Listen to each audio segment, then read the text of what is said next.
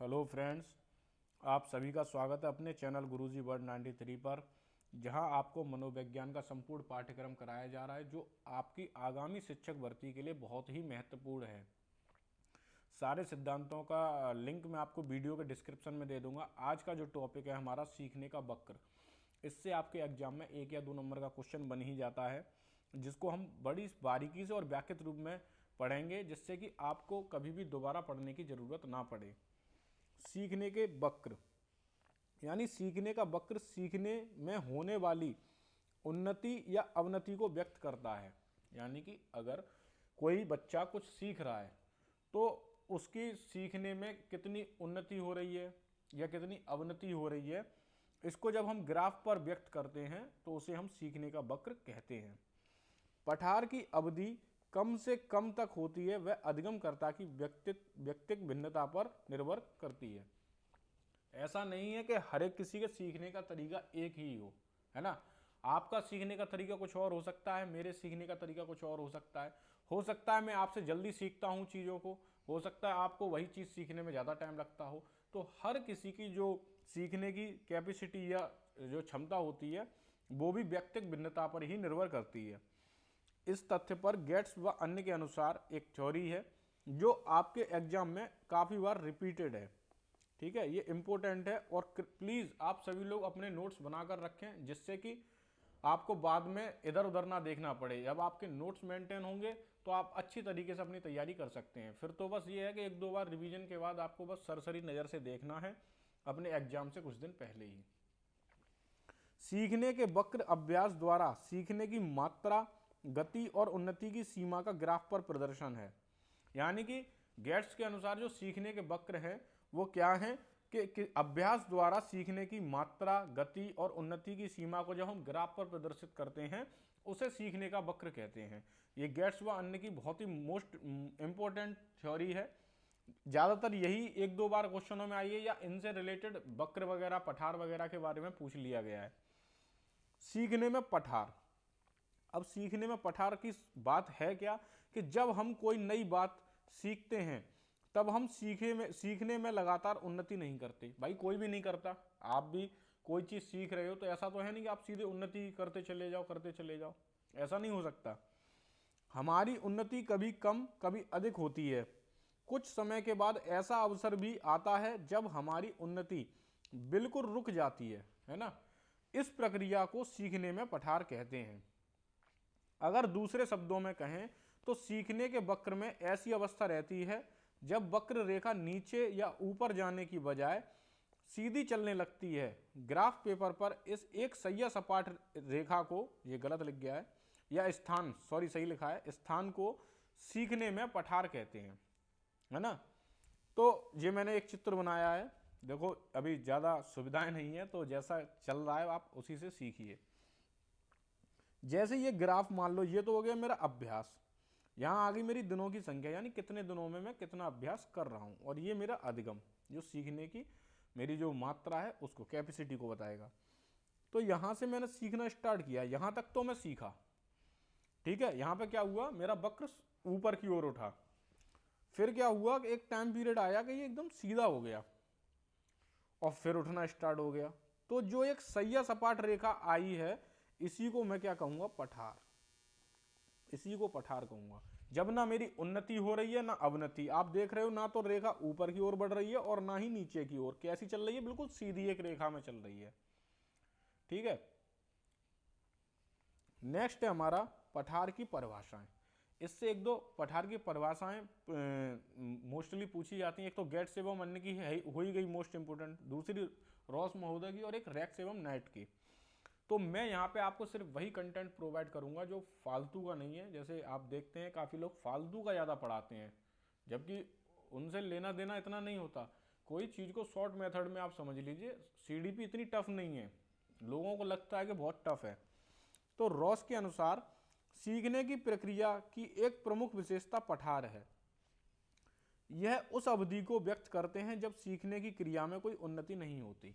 जब पठार आता है यानी कि एक टाइम के बाद हमारी प्रोग्रेस रुक जाती है, तो वहीं पठार आता है तो कोई उन्नति होगी नहीं, ठीक है। अब सीखने में पठार कब आते हैं, रेक्स एवं नाइट के अनुसार, ये इसलिए इम्पोर्टेंट है कि सीखने में पठार तब आते हैं जब व्यक्ति सीखने की एक अवस्था पर पहुंच जाता है और दूसरी में प्रवेश करता है। अगर एग्जाम्पल तौर पे मैं इसको समझना चाहूँ तो कोई बच्चा 5th क्लास से 6 में आया, तो 5th तक तो सिर्फ उसने क्या पढ़ा, जोड़ घटाना गुणा भाग बोर्ड मास वगैरह। 6 में पहुंचता है तो अलजेब्रा स्टार्ट हो जाती है, तो वहां तो वो बहुत अच्छा सीखा हुआ था, लेकिन अलजेब्रा सीखने के लिए उसे वक्त लगेगा।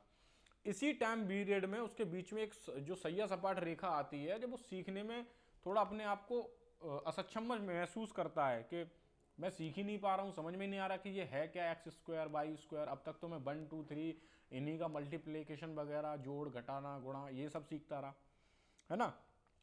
तो जो ये बीच में रेखा आती है, तो ऐसा तब होता है जब बच्चा एक स्थिति से दूसरी स्थिति में प्रवेश करता है। यानी बच्चा पहले कक्षा 5 में पढ़ रहा था, अब कक्षा 6 में पहुंच गया, तो उसके सामने ऐसी स्थिति प्रकट हुई, तो उसके सीखने में पठार आना शुरू हो गए। मैं आशा करता हूं आपको बहुत अच्छे से समझा पा रहा हूं। नेक्स्ट है अधिगम या प्रशिक्षण स्थानांतरण। सीखने के या प्रशिक्षण के स्थानांतरण से अभिप्राय किसी सीखी हुई क्रिया या विषय का अन्य स्थिति में उपयोग करने से है। अब जैसे मैंने आपको बताया, अब बच्चा सपोज दैट मान लो 6 क्लास से 7th में पहुंचा, तो अब वो क्या था कि वो बहुपदों को सीख चुका था। आगे थोड़ा और बढ़ेगा तो अब वो थोड़ी विधियां भी सीखेगा, प्रतिस्थापन विधि, है ना, वज्र गुणन विधि इत्यादि विधियों को सीखेगा। तो वो पहले से सीखे हुए ज्ञान को उसमें फिट करेगा, तो इससे क्या होगा कि उसको बहुत आसानी होगी। तो इसमें क्या है कि सीखना या प्रशिक्षण के स्थानांतरण से अभिप्राय है किसी सीखी हुई क्रिया या विषय का अन्य स्थिति में उपयोग करने से है। तो आप 6 में सीखा हुआ 7th में आप उसका उपयोग कर रहे हैं। सोरेनसन के अनुसार स्थानांतरण एक परिस्थिति में अर्जित ज्ञान, प्रशिक्षण और आदतों का दूसरी परिस्थिति में स्थानांतरित किए जाने का उल्लेख करता है। सोरेनसन महोदय भी हमारे वही बात कह रहे हैं, जो आपने एक स्थिति में सीखा है उसका दूसरी स्थिति में अगर आप प्रयोग कर रहे हैं तो वो हमारा स्थानांतरण कहलाता है। अब स्थानांतरण भी 2 प्रकार का होता है भैया, एक होता है सकारात्मक, एक होता है नकारात्मक। इनको और समझ लो और पूरा चैप्टर खत्म सीखने के वक्र पठार का। और थोड़ा बहुत जो टॉपिक है इसमें नरोत्तर का है, उत्तरोत्तर का है, तो इसमें 3 टाइप और होते हैं। वो मैं आपको कभी जब मैराथन क्लास वगैरह प्रोवाइड कराऊंगा तो उसमें बारीकी से पूरा समझाऊंगा। अभी तो ये इतना सफिशियंट है कि आप टेट सीटेट जो भी एग्जाम देंगे इससे बाहर नहीं जा सकता, इस बात की मैं आपको गारंटी दे सकता हूं। अब स्थानांतरण के प्रकार। सकारात्मक स्थानांतरण, पूर्व ज्ञान, अनुभव या प्रशिक्षण नए प्रकार के सीखने में सहायता दें तो उसे सकारात्मक प्रशिक्षण स्थानांतरण कहते हैं। उदाहरण, जो लड़की साइकिल चलाना जानती है उसका स्कूटी चलाना। अब कोई साइकिल चलाना सीख गया तो स्कूटी चलाना उसके लिए इतना टफ नहीं होगा, है ना। तो उसने क्या किया, अपने पूर्व ज्ञान को नए ज्ञान में जोड़ दिया। यही हमारा सकारात्मक स्थानांतरण हो गया। नेक्स्ट है हमारा नकारात्मक स्थानांतरण।